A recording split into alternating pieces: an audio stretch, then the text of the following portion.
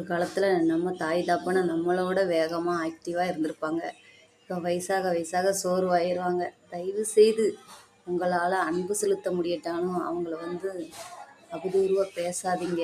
உனக்கு நடக்க முடியாதா, உனக்கு ஓட முடியாதா, உனக்கு என் கூட வேகமாக வர முடியாதா அப்படின்னு சொல்லாதீங்க.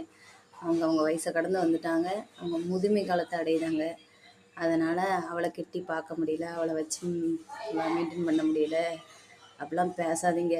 அதே நிலைமை நமக்கு வெகு விரைவில் இருக்கிறது. நமக்கு இப்போ 30 வயசு ஆகுதா, ரொம்ப நாள் வேண்டாம், இன்னொரு 20 வருஷம் போதும். அந்த நிலையை நம்ம சீக்கிரம் அடைஞ்சிருவோம். அவங்க வயசுக்கு 70 வயசில் ஓடுதாங்க, நமக்கு 50 வயசு தான் தாக்கு பிடிக்கும். தயவுசெய்து தன்னை உணர்ந்து எல்லாரையும் பேசுங்க. தாய் தப்பனை எடுத்தெறிஞ்சு யாரும் பேசாதீங்க. அது அந்த காலத்தில் சொல்லி வைப்பாங்க, இளையவன் அடித்த கம்பு இறப்பில் இருக்குன்னு. இளையவன்னா நமக்கு முன்னாடி இருக்கவங்க இறப்பில் இருக்குது. அடுத்து உள்ள வாரவங்களுக்கு அதே நம்ம என்ன விதை விதைக்கமோ அந்த விதை தான் முளைக்கும்.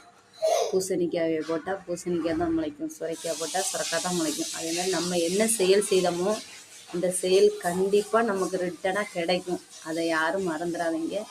தயவுசெய்து தாய் தாப்பனை மதித்து பணியோட கீழ்ப்படுத்தி நடங்க. வாழ்க வளமுடன்.